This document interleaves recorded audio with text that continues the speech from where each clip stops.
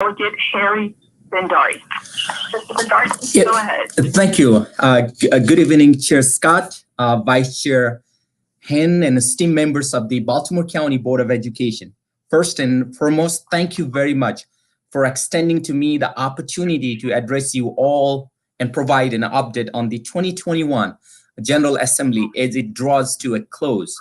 I submitted a written testimony for tonight, so I will condense what I already submitted for my oral testimony.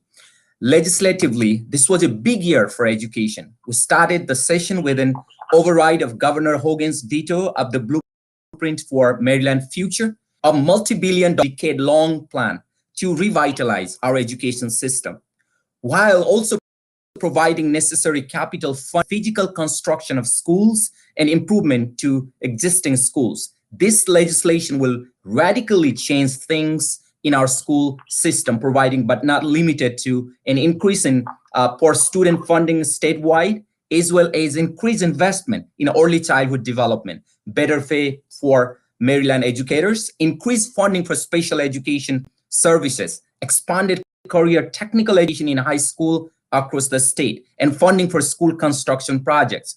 To that last point on capital funding, I will certainly be fighting for every dollar I can. The overcrowding situation in District 8 and beyond has been untenable for quite some time. So I'm hopeful that with the passage of the blueprint, we'll be able to tackle these issues further. It is two new schools, the new Northeast Elementary School at Rees Road and the new Northeast Middle School, approved and ready for construction. The sooner we can get going on those, the better. And I hope we can add a new Northeast High School to the area with the additional funding provided in the blueprint. On top of the veto override of the blueprint, we also subsequently passed legislation that will help tackle the increasing learning gap as we deal with the ramification of a year of virtual learning.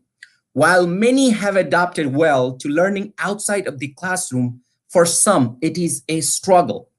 They need in-person, hand-on experiences, and this will help provide tutoring for those students who need to make up ground post-pandemic. It also extends the year as the veto pushed the timeline for implementation back. I'm pleased to announce that House Bill 48, which would bar sender from attending comprehensive school throughout Maryland, unanimously passed the Senate today. Differences between the Senate and House version will need to be worked out, but this is a nation's first and a strong response to events that transpired last year. Potential methods include using MSD Home and Hospital program, which provides education to those who cannot attend in-person classes, though it is left up to local school board to develop the appropriate responses. This bill both protects student and educator while also codifying the proper response for when a student has to register on the sex offender registry. One thing I would be remiss not to mention is the ransomware attack that took place earlier this school year. I would like to see better communication with local and state officials when things of that nature take place.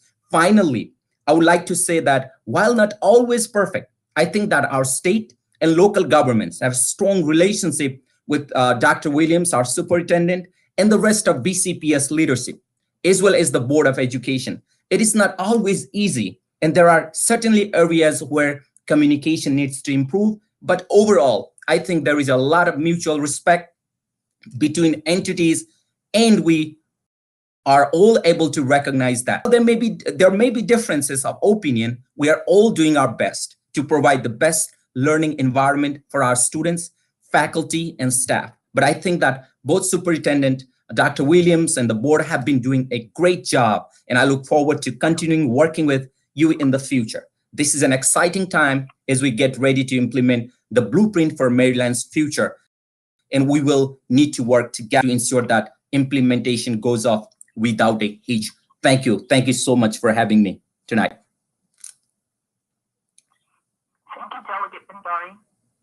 Next, we have Ashley Wellington calling in on